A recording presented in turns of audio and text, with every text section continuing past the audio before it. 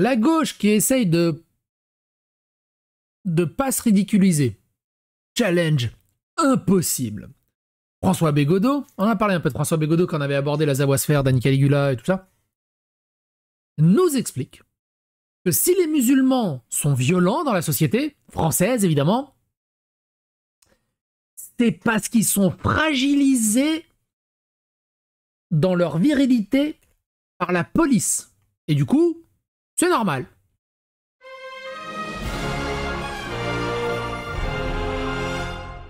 Attention, please. Oui, d'ailleurs, n'oubliez pas, hein, un bégodal, des bégodos. Écoutez ça. C'est très bien que certaines figures intellectuelles ou éditoriales fassent remarquer aux militants de gauche qu'ils ont l'indignation à géométrie variable. Alors vous avez toujours remarqué, hein, quand c'est des gauchistes qui parlent et tout le bazar, ça renifle ses propres peines constamment. En mode, moi je suis trop intelligent, moi je vois tellement le futur, moi je suis tellement... En fait, c'est de parler avec aplomb et constance comme ça. Je sais pas, il y a que des gauchistes neuneux qui arrivent à se faire avoir par ce genre de marchand de tapis. Il y a aucune différence entre Bégodeau qui parle là et toi, jeune entrepreneur. C'est exactement la même chose. Qui sont comme les... Merde, je l'oublie tout le temps. Le gros là qui parlait des Grecs là. J'oublie tout le temps son nom. Peu surindulgent avec le patriarcat musulman, parce que précisément, etc. Oui, on constate aussi que ces gens-là, en général, ont le féminisme très sélectif. On le sait bien depuis 20-30 ans. Hein, à savoir qu'il y a beaucoup de gens qui se manifestent comme féministes à partir du moment où le bourreau est un musulman. Et puis le reste du temps, on les entend jamais sur les questions féminines. Il faut quand même commencer par là. C'est eux qui commencent par faire des distinctions dans leur lutte et dans leurs affects. Évidemment, pensée décoloniale, tout ça, anti-blanc, racisme habituel, tout ça. Je vous rappelle que dans cette pensée-là, alors vous pourrez revenir, c'est une vieille vidéo qui a maintenant peut-être 2 ans, c'est ce qui découle aussi de l'homophobie soft. Qu'est-ce que c'est l'homophobie soft? C'est que les musulmans sont homophobes, et il n'y a rien à faire dessus, c'est dans leur culture, mais ils le sont à cause de la colonisation des Blancs qui leur a montré comment être homophobe. Et ils ont juste gardé ça depuis la colonisation, en fait. Grosso merdo, c'est ça. Je paraphrase et je résume énormément.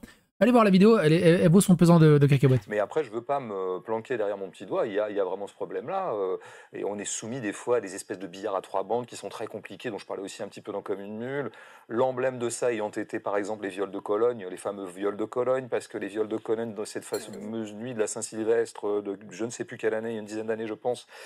C'est horrible hein, ce qu'il est en train de dire. En train de légitimer les viols de Cologne.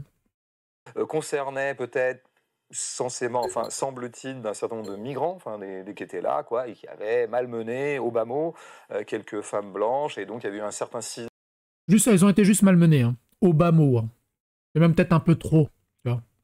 Je comprends pas qu'on lui donne encore la parole à ce mec. Des féministes occidentales sur ce truc, etc. Évidemment que c'est compliqué à arbitrer. Il y a quand même une parade assez... C'est compliqué d'arbitrer. Hein. Plein de migrants qui violent des nanas à Cologne. Oh, c'est dur à arbitrer. Parce que bon, bah c'est pas des blancs. Faut comprendre.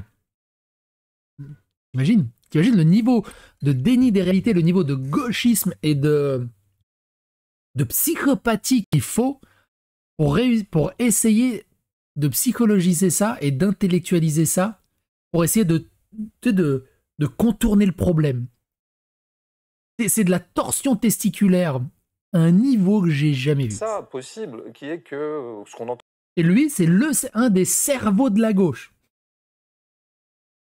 Il est utilisé un peu comme presque un Chuck Norris de la gauche imbattable. Parfois, chez certains ou certaines intellectuelles un petit peu denses, à savoir que le patriarcat qui peut régner ou l'oppression qui est imposée aux femmes dans certaines configurations musulmanes, ou dans la culture musulmane, ou en tout cas dans certaines de ses acceptions, ça peut être aussi un contre-coup d'une oppression coloniale ou d'une... C'est ce que je vous disais, c'est à cause des Blancs. Domination que subissent ces populations-là, par exemple en France ou par exemple en Occident. C'est quand même des réflexions que je trouve qui vont pas faire la blague, hein, mais qui sont quand même assez intéressantes. Je veux dire, globalement, bon, par exemple, Ouria Boutedja pourrait dire ce genre de choses que je trouve toujours un peu intéressant, c'est que le survirilisme qu'on peut trouver dans certains quartiers populaires à forte densité migratoire, je ne sais pas comment l'appeler, en tout cas où on trouve beaucoup de racisés, et donc beaucoup de musulmans, vient de la fragilisation de ces hommes par le pouvoir policier qui les harcèle depuis quand même un certain nombre de décennies. C'est intéressant aussi de prendre des choses comme ça. Mais au bout du compte, et c'est là que je ne me planquerai pas du tout derrière mon petit doigt, moi j'aimerais bien que les militants se détendent un peu.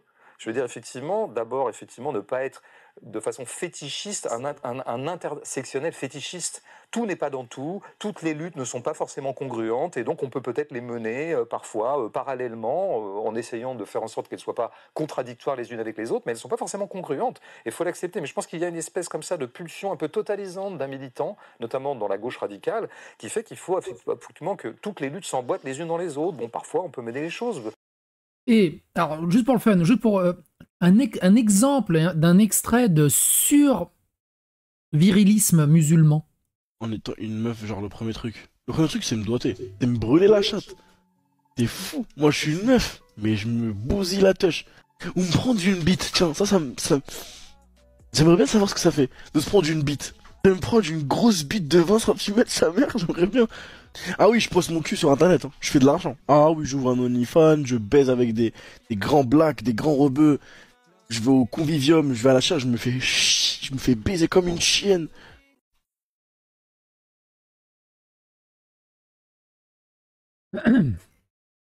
Donc, je répète, l'oppression des femmes dans la culture musulmane vient d'une domination qui subissent ces populations. Leur survirilisme vient possiblement de la fragilisation de ces hommes par le pouvoir policier.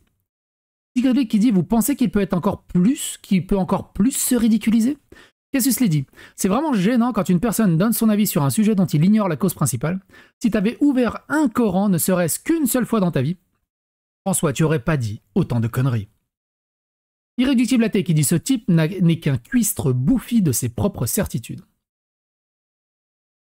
Il y a deux types de philosophes, des penseurs. Le premier, rare, s'applique à utiliser la pensée conceptuelle de... Oh, c'est chiant. Ali Babal qui dit MDR, mais qu'il aille se voiler et se faire circoncire lui déjà.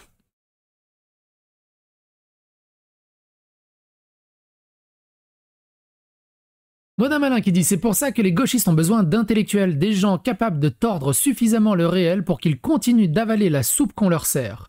Mais enfin là, c'est vraiment du grand art. Cette cascade ne pouvait être réalisée que par un professionnel. Madame Alain arrive vraiment à résumer ma pensée, quoi. C'est vraiment impressionnant.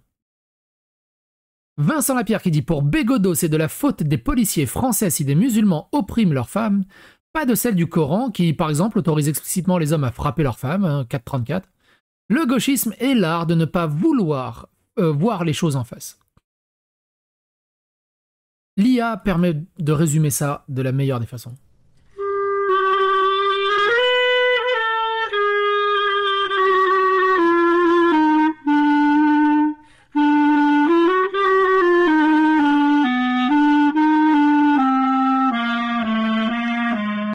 Voilà, c'est exactement ce qu'il a dit, mais en résumé en 15 secondes.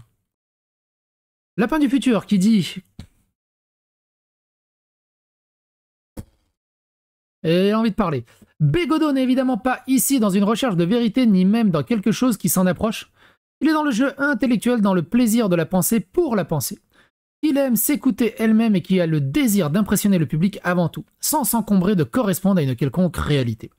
Peu importe ce qu'ils disent soit vrai ou non, ce qui compte pour lui, c'est que ce soit sophistiqué, original, pour que ça ait de la valeur. Il faut que ce soit contre-intuitif à tout prix, que ça contredise le sens commun. L'évidence, car l'évidence, c'est vulgaire, c'est pour les beaux, et qu'il est persuadé de valoir mieux que ça. C'est pour ça qu'il tente de se positionner au-dessus de la mêlée. Pour ces gens, une idée alambiquée qui a l'air profonde sera toujours préférable à une idée vraie, aux allures trop primaires. On est sur un principe inverse à celui du rasoir d'Occam, Bégodeau, et face à plusieurs hypothèses et décide de garder la plus complexe, la plus improbable, pas parce qu'il croit en elle, mais parce qu'il la trouve plus intéressante, plus inattendue, et qu'il veut produire ce petit effet de surprise sur son audience. Il veut lui inspirer une forme de respect par la finesse d'esprit. Bon, en gros, c'est une fraude. Hein.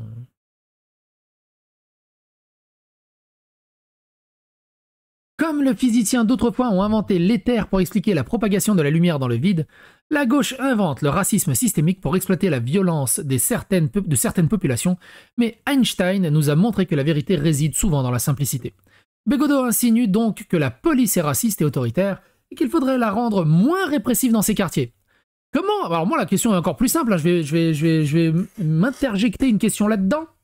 Je vais vous poser une question par l'absurde. Comment rendre la police encore moins autoritaire qu'elle ne l'est actuellement?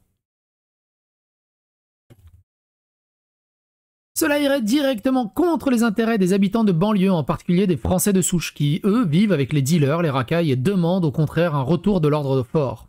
Mais cela indiffère évidemment François, puisqu'il n'aura pas à subir les conséquences de ses idées, c'est la définition même des croyances de luxe.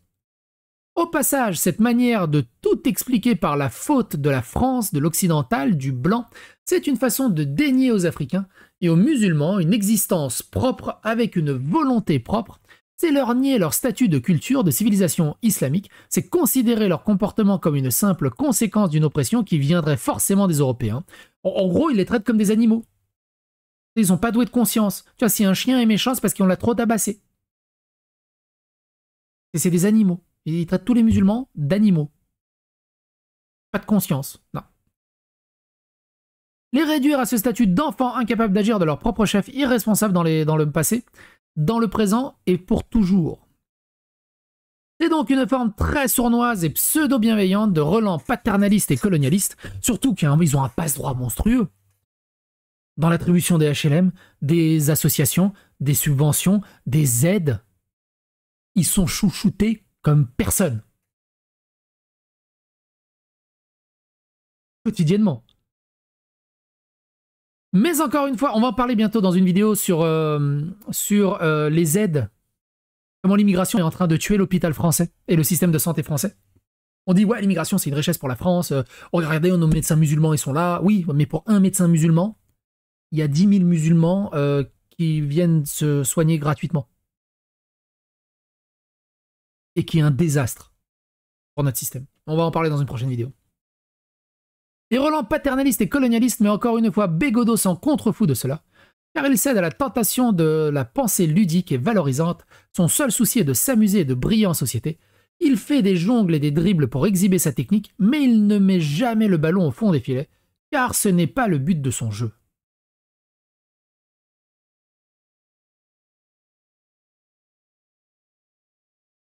Vivi Aposta qui dit « Un musulman nous menace de mort avec Vincent Lapierre pour avoir critiqué l'islam. » Quelqu'un qui dit « Mon petit Vincent, je te souhaite une exécution publique comme Vivi Aposta. Un jour, vous ne serez plus protégé et ce jour-là, vous serez traqué. » Voilà, j'imagine qu'il a dû trop subir la police pour être comme ça, selon Bégodeau. Incroyable. Incroyable. Pas grand-chose à rajouter devant cette catastrophe. Non, l'oppression des femmes dans l'islam vient de l'islam, marre de ces justifications à mort moelleux. Il voudrait que l'oppression soit perçue comme l'opprimé et que l'opprimé soit nié, oublié, au profit du soi-disant opprimé. Merde à la fin. Le réel, vous souvenez-vous, une adolescente de 15 ans a été rouée de coups et étranglée par son frère et brûlée au fer à repasser par sa mère. Elle a découvert qu'elle apparaissait dans une vidéo à caractère sexuel diffusée à son insu dans son collège. Et ses collègues, j'appelle ça un vrai grand frère. Arrêtez de juger une autre éducation quand vous n'êtes pas la même culture, vous ne pouvez pas comprendre, ça marche pas, ne discutez pas chez nous. J'imagine que ça doit être aussi à cause de la police. Malmené pour parler de centaines de femmes violées par les migrants en Allemagne, Bégodeau, fils de plage, tu paieras quand nous gagnerons. Si le Coran prévoit l'esclavage sexuel des captifs de guerre, c'est la faute des non-musulmans. On en est là. Hein. Et ça, c'est l'égérie de la gauche. Des gens votent Mélenchon parce qu'ils ont écouté du Dany Heras, du Bégodeau, et ils pensent que la gauche, c'est... Wouh! Encore une fois, hein, la vraie gauche, c'est ça la vraie gauche. Regardez cette vidéo. Vilain gauchiste nous explique pourquoi c'est dur d'être de gauche. Pensez voir cette vidéo. Elle est fondatrice de ce qu'est la gauche aujourd'hui.